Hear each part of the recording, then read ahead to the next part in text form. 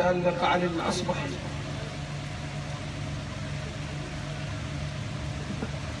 موش مال اختصر موضوع ثقيل، موش مال اختصر موضوع ثقيل، السالفة اللي عندي وسيعة وراهية عالحشد موضوع، يعني على الرجال مو على اصحاب الشفوف الفاهية. اما الان جاء دور شاعر مبدع ورائع، انه الشاعر احسان الزهيري، نستقبله بالصلاة على محمد وآل محمد. السلام عليكم ورحمة الله وبركاته. أعز السادة بهذا المصاب الجلل وأقول طويل وما قصر للوطن شفنا، ولا قلنا الغمي جلعون، شفنا شحال الحضرت للولد، شفنا وقالت رفعت راسي يهابني، ومن جابوا التابوت حضرت خيل. طويل وما قصر للوطن شفنا، ولا قلنا الغمي جلعون، شفنا شحال الحضرت للولد، شفنا وقالت رفعت راسي يهابني، ومن جابوا التابوت حضرت خيل. ومخضوعة إلى روح الشهيد وإلى العم أبو زاد مطلوبة، وكأنما جثمان الشهيد قد أقبل إلى أهله، ولسان الحال يقول اجي وتابوتك اشخل بيرغ محليه، اجوا تابوتك اشخل بيرغ محليه، وكفوا قال ابوه ودمعت عينه، تحسر والقلب قل على بختك قوم، نشام اولادنا وعدنا ومحاجينا، سكت والشوق يشبه خشبة التابوت، هذيك ضمتك يا ايهاب تالينا. ابو حق نقول انفاقد الشبان، مو سهل الورد يفقد سنادينه، لكن للوطن يبني هون كل شي هون، ولا اول بطل للموت ودينا، باكر للتفق لو ما يصح شاجور، مهد برواحنا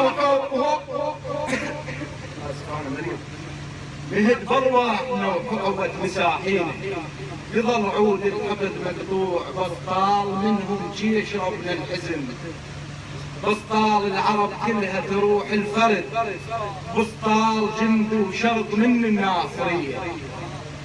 ولا أذهب بعيد عن الشهداء، هناك موقف في أحد الانفجارات، امرأة تبحث عن ابنتها في أحد الانفجارات وهي تقول ما شفتوا لكم لعابة وجود، ابنية مدللة وكل الصغيرة، كانت كل حلمها هدوم للعيد صوتي وما اخذت للعيد خيره، وجا المسؤول وهواي يصورون واخذ على الحادث الصوره الشهيره، ورحت لبنيتي قلت له وقال بعدين حقه يعوف من ما عنده غيره، يما هناك ربك يعرف الناس، يما هناك بالجنة أميرة، يما هناك ناس تحب الحسين وقل الزينب تمشط الضفيرة، وقل الزينب هواي يحكمون، وخيرهم اجا بايع ضميره، نفس طعم السبي ضقنا انفجارات،